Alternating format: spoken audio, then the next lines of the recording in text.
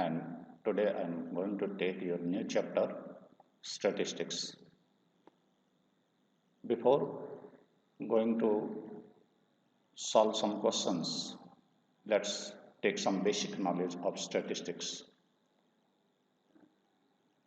What is statistics? पढ़ने से पहले सबसे पहले हमें मालूम होना चाहिए कि स्टैटिस्टिक्स होता क्या है.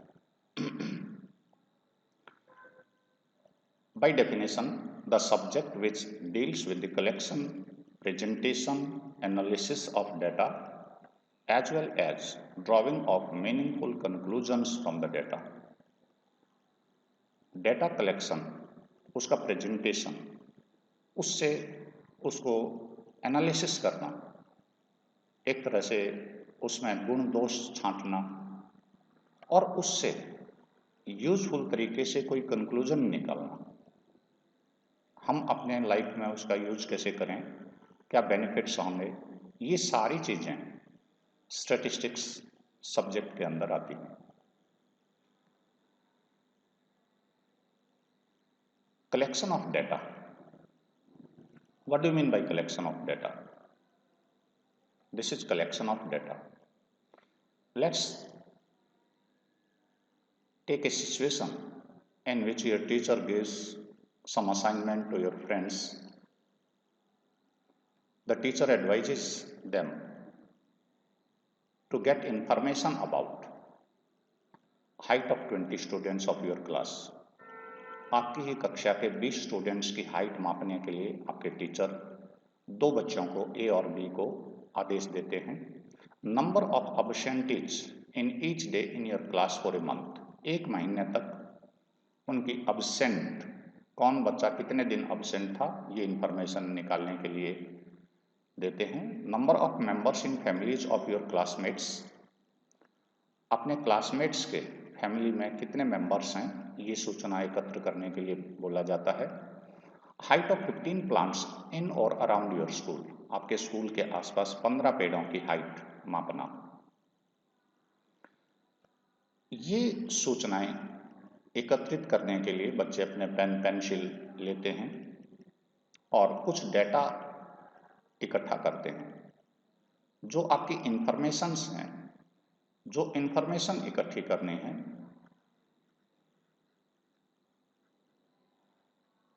ये टेबुलर फॉर्म में इकट्ठी की जाए. जैसे हम हाइट ऑफ प्लांट्स मापने लगे, 15 प्लांट्स हमने सेलेक्ट किए, तो हमने प्लांट 1, इसकी हाइट कितनी थी, हाइट के सामने हमने लिखा it is 105 centimetre. 1 metre 5 centimetre इसकी हाइट है. बाकी सभी 15 प्लांट्स का इस तरह से हमने एक चार्ट बनाना है. This is called collection of data. Family members का की इंफॉर्मेशन लेने के लिए हम अपने क्लासमेट्स के पास बैठे वन बाय वन. हम उनके नाम लिख सकते हैं. Let there be some Raju and he tells that I have 6 members in my family. So in the family of Raju, there are 6 members. This number 6 denotes the number of members in family of your classmate Raju. If there are 40 students in your class, then you have to make a list of 40 students. और उसके सामने आपने लिखना है उनके family में कितने members हैं. This is collection of data. There are 2 ways to collect this data. हम नीचे 2 सिचुएशन ले रहे हैं. स्टूडेंट ए में डिफाइन कर रहा हूं और एक को स्टूडेंट बी डिफाइन कर रहा हूं. स्टूडेंट ए अपनी नोटबुक लेता है, पेंसिल लेता है, अपने सभी क्लासमेट्स के पास बैठता है, अपने प्लान्स को सेलेक्ट करता है, सभी स्टूडेंट्स के पास जाता है, उनकी हाइट पर्सनल लेवल पे अपनी स्केल से लेता है और नोट डाउन करता है अपनी कॉपी में. ये काम स्वयं करता है. If student A collects his data himself, then data collected by A is called primary data. There are 2 types of data, primary and secondary. There is one more situation. Student B collects his data by borrowing information from the data collected by some other persons. किसी और व्यक्तियों द्वारा इकट्ठे किए हुए data को वो इकट्ठा करता है। मान लीजिए किसी बगीचे में चला जाता है, गार्डनर से वो पूछता है कि आपके पास क्या डिफरेंट 15 प्लांट्स की हाइट की इंफॉर्मेशन है, तो वो उससे सूचनाएं लेके अपनी कॉपी में लिखता है और आ जाता है। फैमिली मेंबर्स की सूचनाएं वो किसी दूसरे बच्चे द्वारा कलेक्ट की हुई इकट्ठी करता है। तो सही मायने में स्टूडेंट बी ने डेटा तो इकट्ठा किया, लेकिन अपना नहीं किया, किसी दूसरे द्वारा तैयार किया हुआ डेटा वो लेकर आया है। So this data is called secondary data. The data collected by B is called secondary data. This primary data is more reliable, क्योंकि एक specific purpose more reliable than secondary data, क्योंकि ये आपने अपने खुद अपने तरीके से इसको टेबुलेट किया है। मोर रिलायबल डेटा में आता है प्राइमरी डेटा। सेकेंडरी डेटा का यूज बहुत सारे फील्ड्स में होता है। आजकल आप देखते हैं किसी भी ऐप को डाउनलोड करोगे तो वो आपके बारे में, आपकी एज, आपका सेक्स, आपके डेट ऑफ बर्थ, आपकी एजुकेशन, आपका सरनेम, आपका प्रोफेशन, बहुत सारी सूचनाएं कई ऐप आपसे लेते हैं। वो सूचनाएं यदि मोबाइल कंपनियां दूसरी किसी कंपनी से शेयर करती हैं तो उसे कहते हैं ट्रांसफर ऑफ डेटा। आजकल इंफॉर्मेशन टेक्नोलॉजी में डेटा प्लेज इम्पोर्टेंट रोल, बहुत ज़्यादा इम्पोर्टेंट रोल इसका है। आजकल आपने देखा है कि सरकार ने चाइनीज ऐप को बैन कर दिया। कुछ ऐप पहले बैन हुए थे, आज ऑफिशियली कई ऐप्स को फिर बैन कर दिया गया। तो डेटा चोरी का उनके ऊपर सस्पिशन है कि वो डेटा इंडियन से लेते हैं और उस डेटा को किसी फॉरेन कंपनीज को वो बेच देते हैं। यानी हमारी इंफॉर्मेशन, हमारे सीक्रेट्स वो शेयर करते हैं दूसरों से। पर्सनल डेटा कलेक्ट करके उसको किसी दूसरे को देना, this is called somehow collection of secondary data.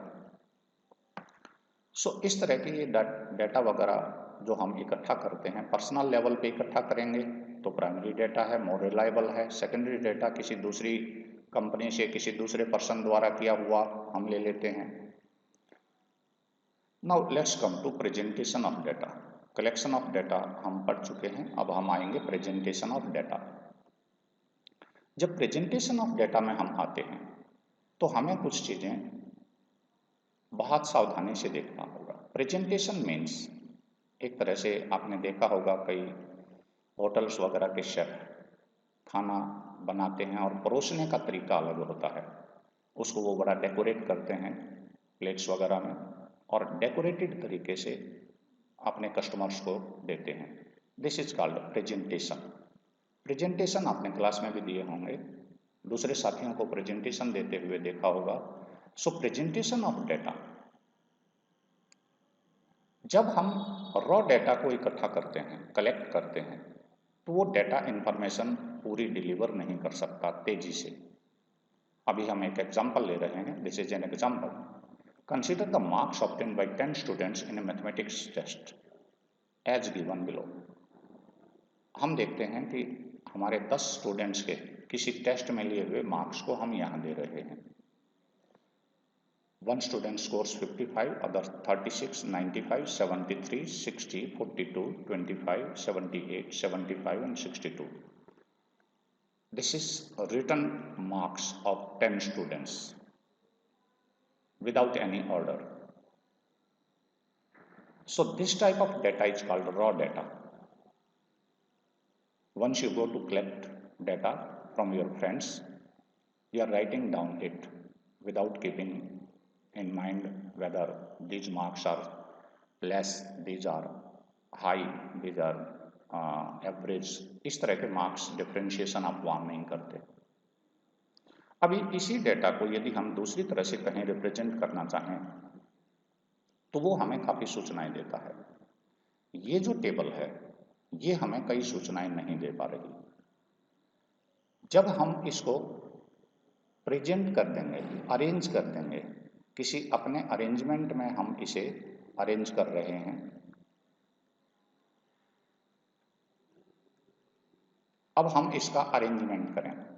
Arrangement हमारा असेंडिंग ऑर्डर या डिसेंडिंग ऑर्डर हो सकता है, ग्रुप वाइज हो सकता है, कई तरह का हम इसका अरेंजमेंट कर सकते हैं। प्रेजेंटेशन कई तरह का हो सकता है। सो हम यहाँ क्या करते हैं कि लोवेस्ट मार्क्स देखते हैं। This is lowest marks 25। So I start with 25।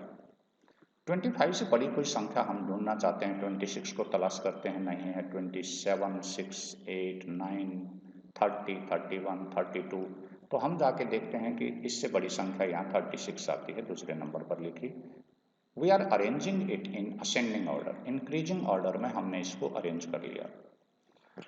अब यहाँ एकदम से 2-3 सूचनाएं हमारे पास स्क्रीन पे आप देख सकते हैं।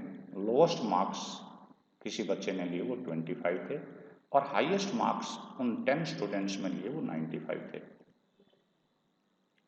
यदि कोई कहे कि फर्स्ट डिविजनर के नंबर बताइए, तो these 1, 2, 3, 4, 5,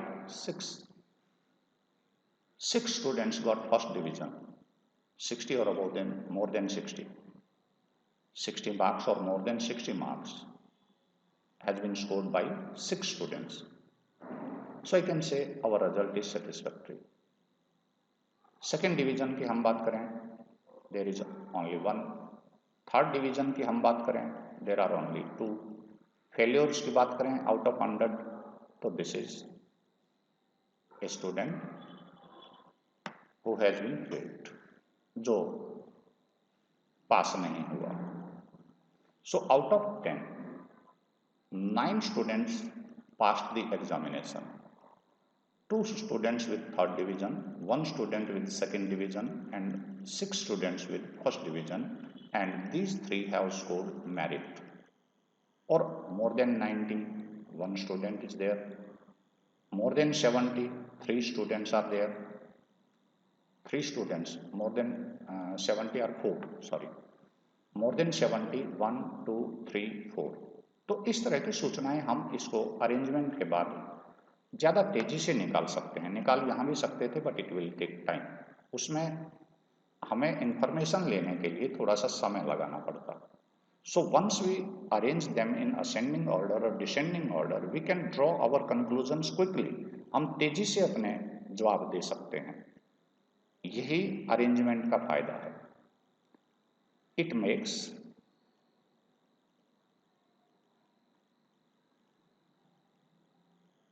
taking of decision faster.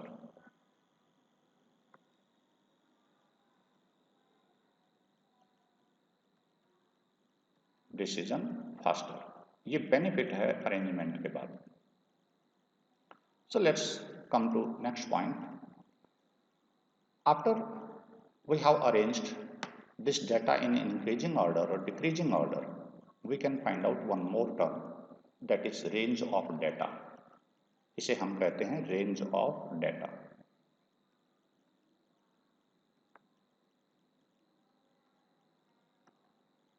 Range यहां सीमा से संबंधित है कि हमारा वेरिएशन कितना है, कहां से स्टार्ट हुआ था और कहां तक है।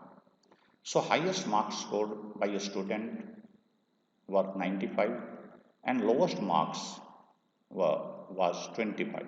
हाईएस्ट मार्क्स 95 थे, लोएस्ट मार्क्स हमारे पास 25 थे, यहाँ दिखाई दे रहा है आपको, आई सर्कल देम। तो यहाँ आपका वेरिएशन आता है 70 का। This is called range. So range of this data is 70. You can find out range of any data after you arrange them in ascending or descending order. सो किसी भी डेटा का range निकालना हमारे लिए फायदेमंद है। उसका हम कई और तरह के यूजेज हम करते हैं। इसके अरेंजमेंट में ये इम्पोर्टेंट रोल प्ले करता है, स्पेशली वहाँ जहाँ हम फ्रीक्वेंसी डिस्ट्रीब्यूशन टेबल बनाएंगे आगे नेक्स्ट सेशन में। So I am taking your next question. There is a table. It reads, consider the marks obtained out of 100 marks by 30 students of class 9 of a school. एक school की class 9th में पढ़ने वाले 30 बच्चों के marks out of 100 marks हैं। ये total जो टेस्ट था वो 100 मार्क्स का था, उसमें से 30 स्टूडेंट्स को ये मार्क्स मिले। यहाँ महज इस रॉ डेटा से, this is called raw data, it is unprocessed data, इसे हम अनप्रोसेस्ड भी बोलते हैं, हमने इसकी प्रोसेसिंग नहीं की है, अनप्रोसेस्ड। प्रोसेसिंग आपने देखी कि हमने इसको इंक्रीजिंग डिक्रीजिंग ऑर्डर में रखा। अब अगली प्रोसेसिंग का स्टेप है कि हम इसको फ्रीक्वेंसी डिस्ट्रीब्यूशन टेबल में रखें, जो हमें कुछ सूचनाएं और भी एडिशनल देगी। यहाँ हम करते क्या हैं, जितने भी मार्क्स आए सबसे पहले हम इनको अरेंजमेंट करते हैं इंक्रीजिंग डिक्रीजिंग ऑर्डर में। तो आप इन 30 मार्क्स को इंक्रीजिंग डिक्रीजिंग ऑर्डर में रख सकते थे। यहाँ आप देख रहे हैं 10 सबसे छोटी संख्या है, 10 से बड़ी संख्या 20 आई है, 20 से बिलो यदि कोई है तो और मार्क्स आप तलाश करिएगा। There is no marks between 10 and 20। So आपकी तो संख्याएं अरेंज हो गई हैं 10 एंड 20। इनको हम स्ट्रक कर देते हैं यहाँ से। जब इनको स्ट्रक कर देते हैं तो स्ट्रक ऑफ होने के बाद हम देखते हैं हमारे पास अब 28 स्टूडेंट्स के मार्क्स रह गए। अब 28 स्टूडेंट्स के मार्क्स और स्टडी करने के लिए हम आते हैं 20 और 36 के बीच, या 36 से कम कोई संख्या आपके पास यहाँ है क्या? 36 रिपीट हो रहा है, तो हम यहाँ बार बार देख रहे हैं 36 1 टाइम 2 टाइम 3 टाइम्स आता है। So we can arrange it as 36 36 36, 3 times ये 36 यहाँ अपीयर हो रहा था। अब 36 से नेक्स्ट 40 मार्क्स हमें दिखाई दे रहे हैं। सो 40 हम एक बार चेक भी कर लें कि 40 से बिलो कोई और तो नहीं है। No, so I am taking 40, इस 40 को हमने यूज कर लिया।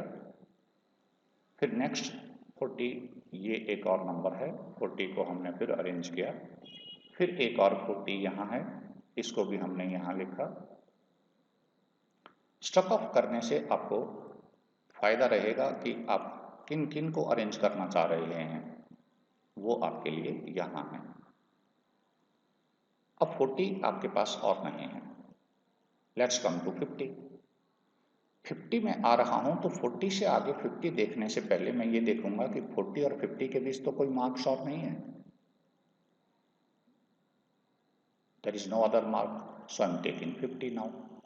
I have written this 50.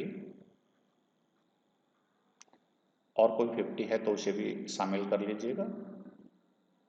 There is one more 50. मैं स्लो जानबूझ के हूं इसमें कि बच्चे इसे गलती ना करें। 50 हमने लिख लिए। स्टैटिस्टिक्स टाइम कंज्यूमिंग है।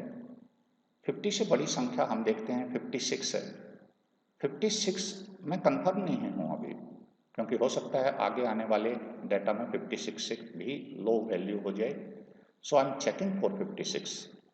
No number is less than 56 and there are 2 numbers. 56 आपका 2 बार यहाँ है। सो मैं 56 को 2 टाइम्स लिखता हूँ। एक एक करके करें, दो नहीं। अब हम 56 से आगे जाते हैं। There is number 60। 60 का भी मैं वही चेक कर लूँगा कि किसी तरह 60 से कोई नंबर लेस तो नहीं है। यदि आप देखते हैं कि 60 से लेस कोई नंबर नहीं है, you can write 60 and it is 160। This is 2 times 60। ये 63rd टाइम भी है यहाँ, यही 64 टाइम्स भी है। अब 60 से आगे हम देखते हैं, मेरे पास 70 या 72 यदि मैं लेता तो 72 से छोटी संख्याएं भी हैं यहाँ।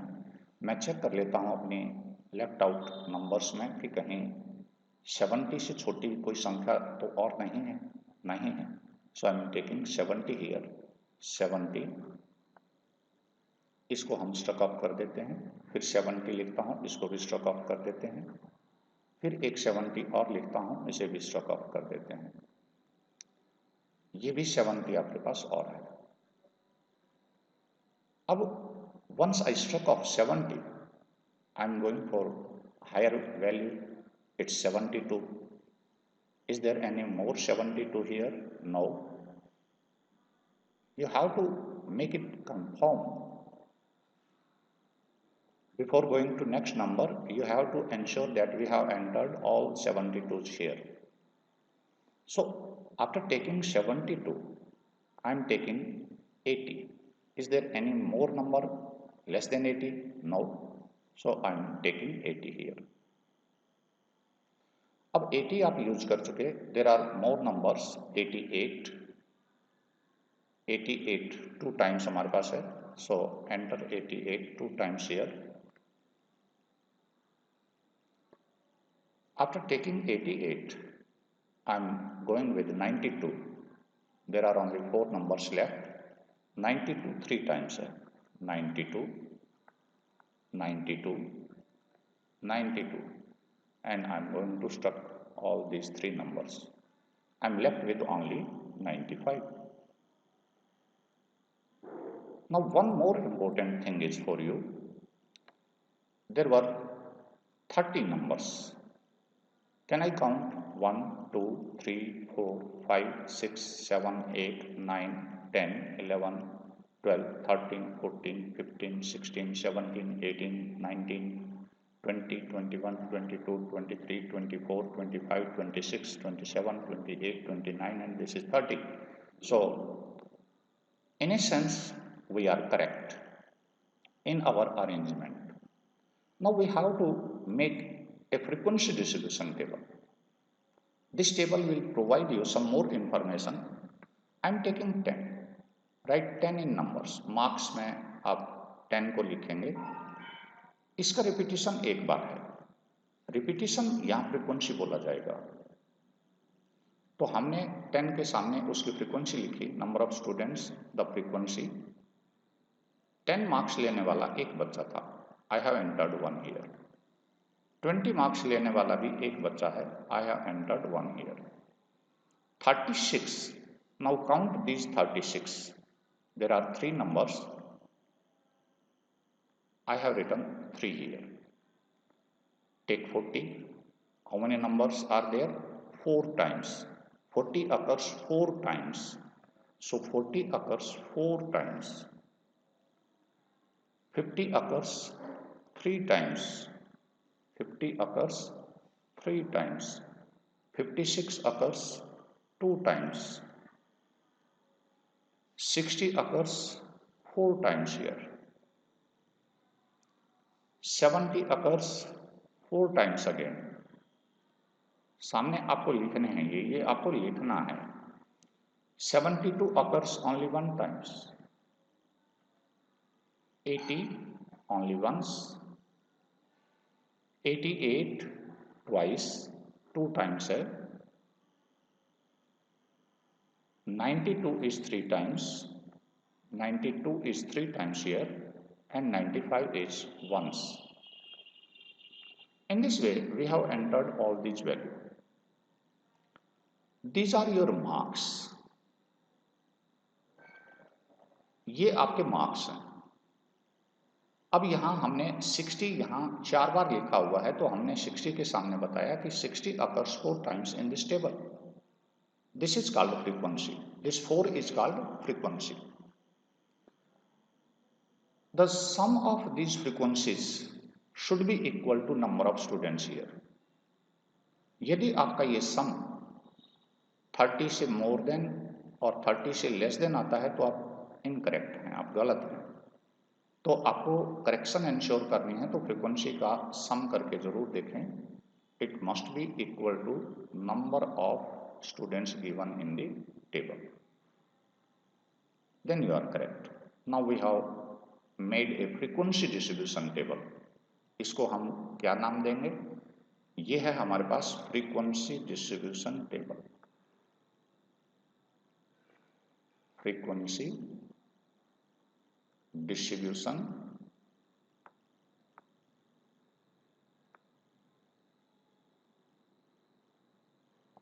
table और अनग्रुप्ड फ्रीक्वेंसी डिस्ट्रीब्यूशन टेबल, क्योंकि यहां हमने ग्रुपिंग नहीं की हुई है। अब हमने यहां ग्रुपिंग नहीं की हुई है तो हम यहां देख रहे हैं कि अनग्रुप्ड डेटा ही है। This is called ungrouped. हमने ग्रुपिंग कहीं नहीं की है कि हमने 36 और 40 को कंबाइंड एक ग्रुप में शामिल किया हो, ऐसा हमने कहीं नहीं किया। सेपरेटली हमने हर नंबर को यहाँ इंडिविजुअली लिया है और हमने अपनी टेबल बनाने की कोशिश की है। Now let's take some more examples.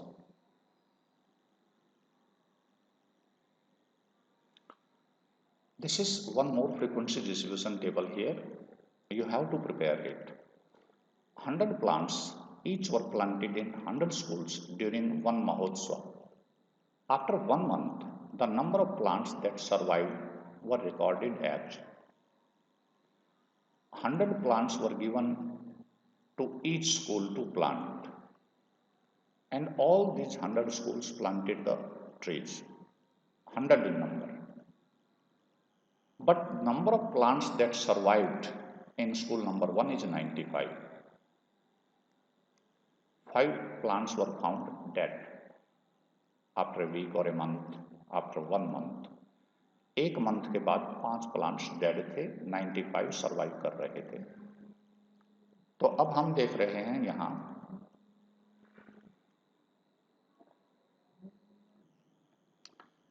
In the main time I have prepared your table. अब हम इसे थोड़ा सा आगे आपका इस टेबल में एंट्रीज को देंगे। सबसे पहले हमें ये नंबर्स में सबसे छोटी संख्या और सबसे बड़ी संख्या छांटनी। यहाँ हम सबसे पहले कोशिश करेंगे कि हमारी रेंज क्या है, और रेंज निकालने के लिए आपने एक कोशिश की थी कि हाईएस्ट नंबर इसमें से आपने छांटा था। For this I have to check them one by one. 95 is highest so far, 98 comes highest so far, 96. I'm going to check whether there is any number which is more than 98. Confirm ना हो कि 100 के आसपास 98 सबसे बड़ा है। Go and check each and every value. There is a possibility of 99 or 100 as well. So I'm checking one by one and it is confirmed now that there is no other value higher than 98. So final हमारे पास 98 highest number है। Highest value में से lowest value आपको subtract करनी है। It will provide you range. So यहाँ मैं कोशिश करूंगा कि once I take a lowest number, it looks that 28 is lowest so far in these three. I'm taking 28. Is there any other number which is less than 28? If yes, then take it and check it once again. So far there is no number less than 28. There may be any one. Yes, I have got one. This is 23. So far 23 is least. So I'm going to check it whether 23 is least. If yes, then you can confirm your statement that 23 is least. Then what will be the range? Subtract them. Your range is 75.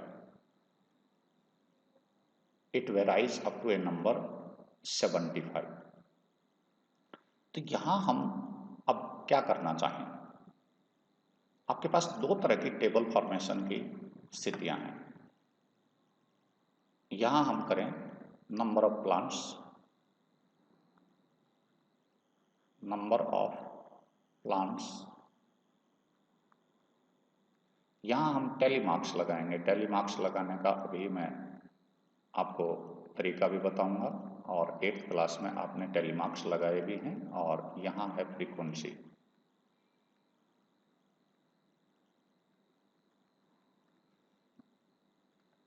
अब सबसे important चीज है कि हम यहां groups कैसे form करते हैं। यदि मैं 2020 के ग्रुप्स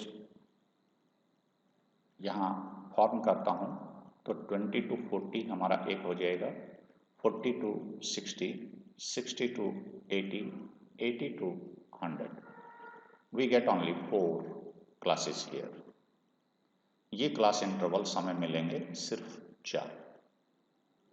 ऐसा माना जाता है फ्रीक्वेंसी डिस्ट्रीब्यूशन टेबल के लिए कि 5 या 10 के बीच, 5 से बड़ी और 10 से छोटी, 5 या 5 से बड़ी और 10 या 10 से छोटे क्लासेस आपकी बननी चाहिए। ये क्लास बनाने के लिए हम यहाँ कोशिश करेंगे कि मैं इसमें 23 को शामिल करते हुए, तो यहाँ मैं कोशिश करूँ कि एक ओवरलैपिंग, नॉन ओवरलैपिंग और हैं, वो कुछ देर बाद बताऊंगा, पहले हम इसे शामिल कर लें। मैं डिसीजन लेता हूं कि मुझे 20 to 30,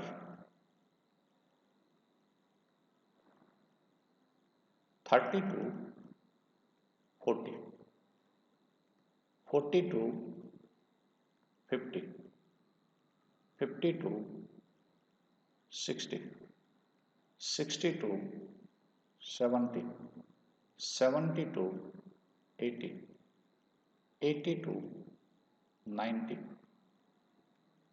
और 90 to 100। यहां इनको हम बोलते हैं क्लासेस और intervals. This is called lower value, this is called upper value. Upper value और लोअर वैल्यू का मीन यानी दोनों का सम करके 2 से डिवाइड कर दें, 25 इज द क्लास मार्क। ध्यान दें 30 will not be included in this class, 30 will be included in this class. जो हायर आपकी अपर लिमिट है वो नेक्स्ट में होगी यदि ये ओवरलैपिंग है। ओवरलैपिंग का मतलब 30 इसमें भी आता है और 30 इसमें भी आता है। यहाँ हाईएस्ट वैल्यू को हम नेक्स्ट क्लास में कंसीडर करेंगे। Simply this is 20 to 29 here if decimal places are not given.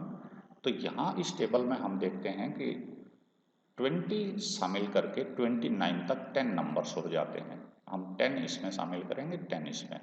ये हमारा क्लास साइज है। 30 में से यदि हम 20 लेस कर दें, this is called class size. ये डिटेल में अभी और भी बाद में आपको दूंगा इसी से। आई am taking your first number that is 95। Follow me.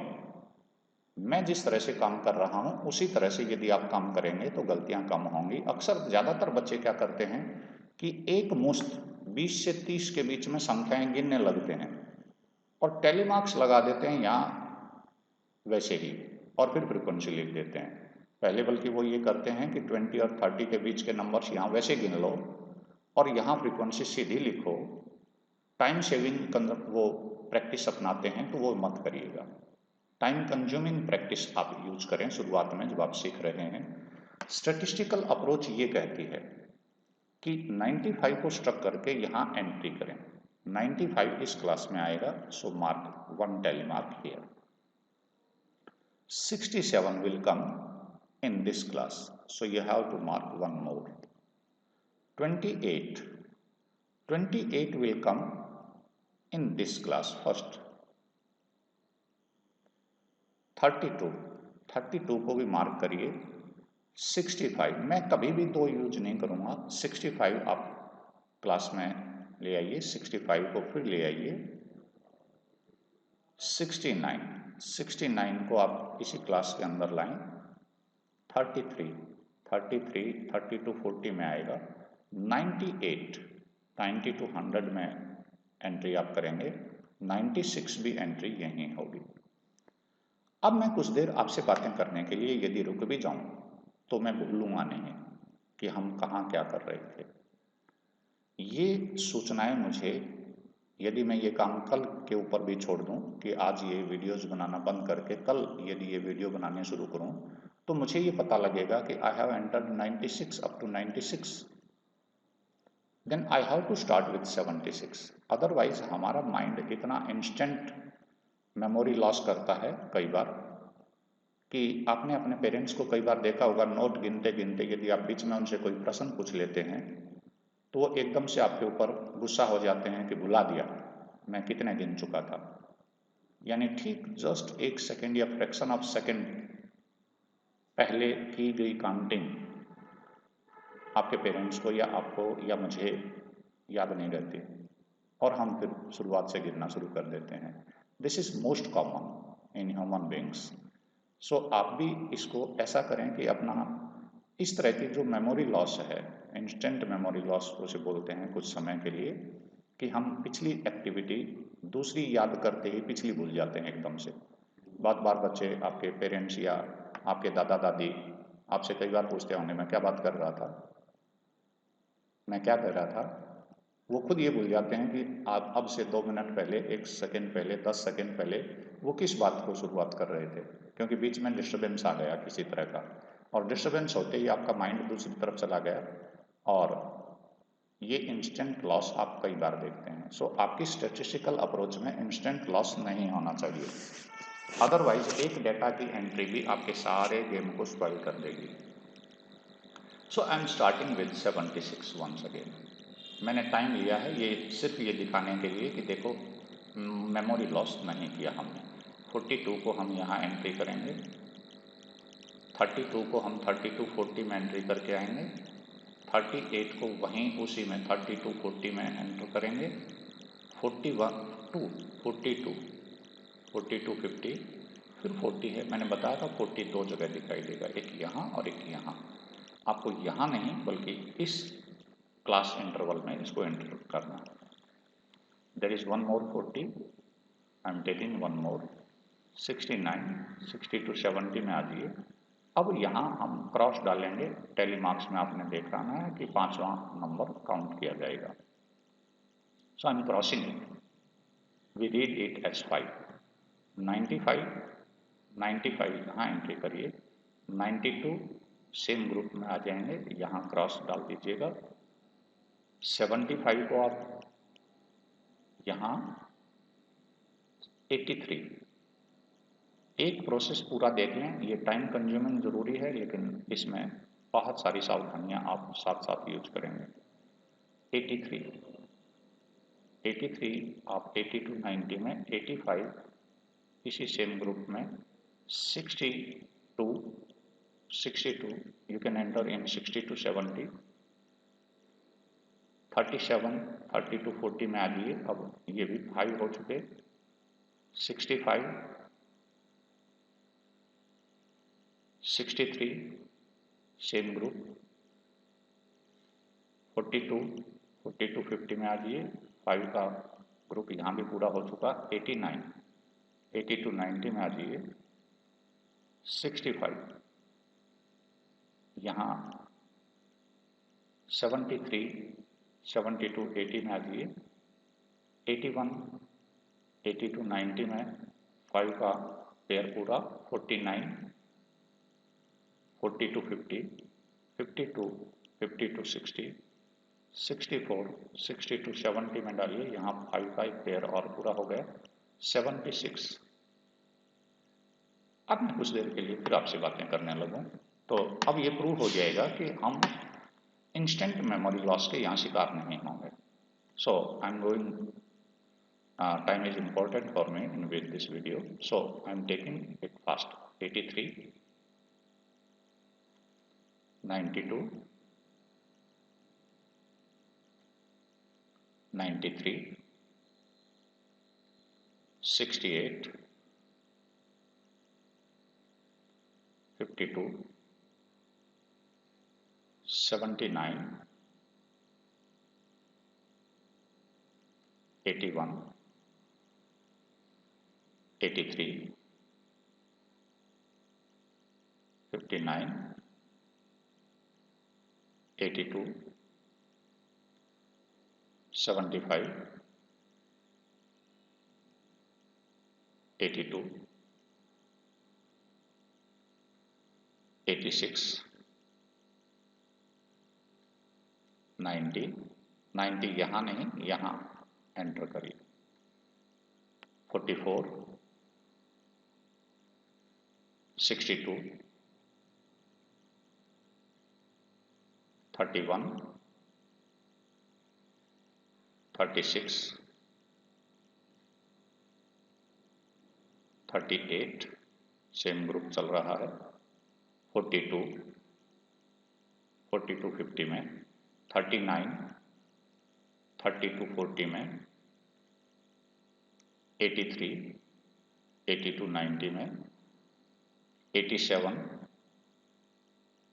82 90, 56, 52 60 में जाएं, 58, यहाँ क्रॉस कर दीजिए, 23 लोएस्ट वैल्यू थी आपकी, 35 यहाँ भी क्रॉस करिए, 76, 72 80, 83, 83 is 1 2 3 4, 85,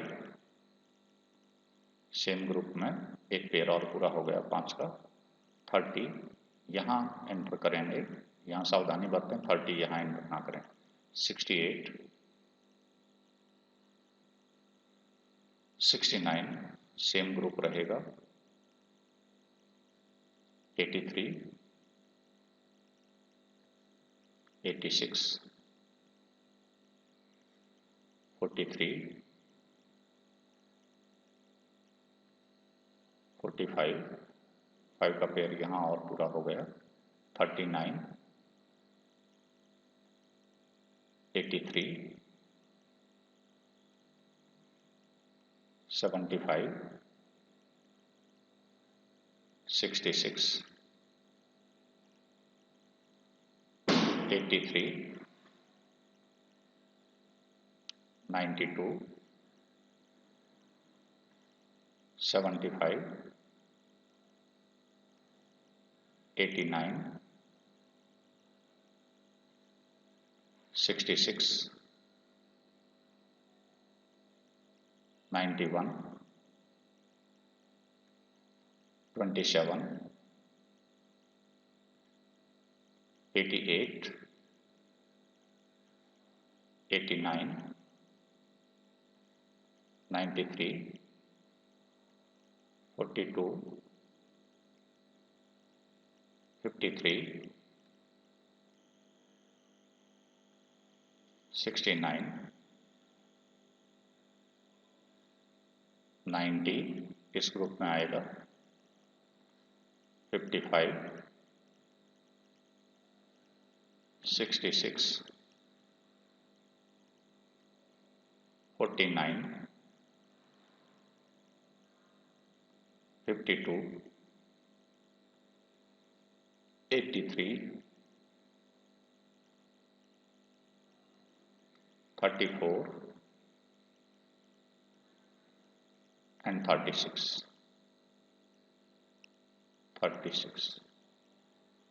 So I am calculating my tally marks now. It is only 3, 5, 5, 10 or 4, 14, 10, 2, 12, 5 and 3, 8, 5, 3 is 15 or 3, 18, 10, 5, 4 is 20 and 3, 23, 5, 2 is 10 and 2, 12. Now check the total. If total is 100, then you are correct, and if it is not 100, then you are wrong. So यहाँ हम आते हैं 7, 9, 17, 35 and 5, 40. 4, 5, 6, 7, 8. Sorry, I'm going to recalculate. 7, 9, 17 और 3 carry था. 3, 4, 5, 6, 7, 9 and 1, 10. If this value is your 100, then you are correct. If this value is not, now I am going to specify some of these values. यहाँ आप अपने book में देखें, these are classes. ध्यान देना, ये क्लासेस हैं 20 to 30. सेकेंड क्लास है 30 to 40. थर्ड क्लास है 40 to 50. फोर्थ क्लास है 50 to 60. फिफ्थ क्लास है 60 to 70. सिक्स्थ क्लास है 70 to 80. सेवन्थ क्लास है 80 to 90. और एट्थ क्लास है आपकी. There are 8 classes in our frequency distribution table. Let's take what is lower limit of third class. Come to third class. This is lower limit. This is lower limit of third class. What is upper limit of fifth class? Come to fifth class. 1, 2, 3, 4, 5. Upper limit is 70. What is class mark of second class? Class mark second class में आ जाइए, इन दोनों का सम करें और 1/2 से multiply कर दीजिए, यानी 30 और 40 का हाफ कर दीजिए ऐड करके. It will be 35. So these are additional information. यदि आपसे पूछा जाता है what is largest class, whose frequency is highest, largest class इसमें रहेगी 80 to 90. 23 स्कूल्स के प्लान्स यहाँ इतने 80 to 90 आपके पाए गए. So यहाँ हम देखते हैं कि आपके जो स्कूल्स का डिस्ट्रीब्यूशन था, नंबर ऑफ प्लांट्स जो एक मंथ के बाद पाए गए, जो सरवाइव कर रहे थे, वो 20 से 30 काफ़ी कम स्कूलों में थे और ज़्यादातर स्कूलों में ये परसेंटेज काफ़ी अच्छी थी. सो मैं आगे आ रहा हूँ. हाँ, एक बात और बता दूँ, such type of frequency distribution table are called continuous और ओवरलैपिंग, क्योंकि 30 वैल्यू यहाँ 30 से ओवरलैप करती है. यहाँ 29 भी हम लिख सकते थे, then it will be non overlapping. यहाँ हम करते 20 to 29, 30 to 39, 40 to 49, उसे हम कहते non overlapping frequency distribution table. ये आप ज़बानी इन चीज़ों को सीखें, अपनी बुक भी पढ़ें और बहुत सावधानी से इन चीज़ों को करें.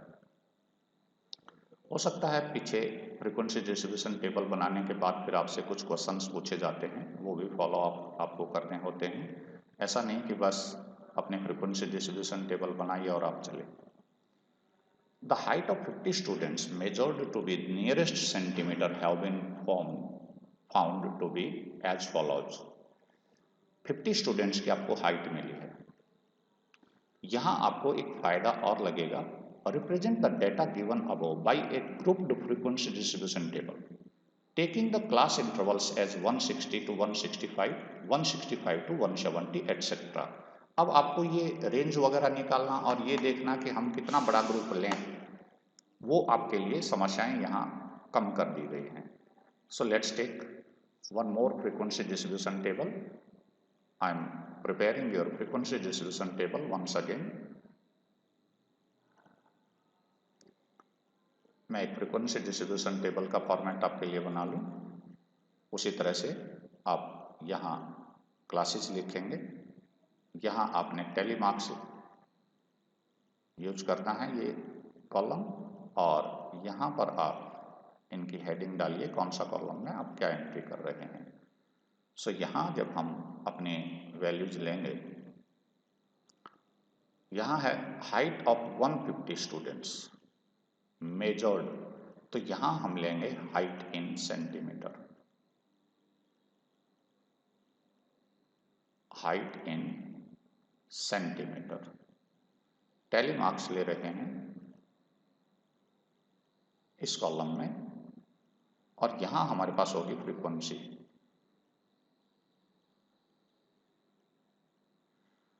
सो हम कोशिश कर रहे हैं कि हमारा सबसे छोटा ग्रुप, छोटी क्लास कहां से आनी है। सबसे लोवेस्ट वैल्यू हमारे पास 150 यहाँ दिखाई दे रहा है। सो 150 से यदि कोई लोवेस्ट वैल्यू है तो उसको आप ढूंढ निकालिए, क्योंकि पहला ग्रुप आप क्या बनाएंगे वो यहाँ टेबल में नहीं दिया हुआ है। सो 150 से मुझे नहीं लगता कि इसमें कोई और छोटी वैल्यू यहाँ हो, यदि है तो हम उसे लिखेंगे। So lowest value is 150। So I am taking 150 to 155। 5-5 size की क्लासेस बनानी। अब आपकी हाईएस्ट वैल्यू है, कहाँ तक हम इनको एंट्री करें वो चेक करिए सबसे बड़ी वैल्यू के लिए। यहाँ इस लाइन में मुझे दिखाई दे रहा है 168 is highest, 171 is highest in this, 172 is one more there.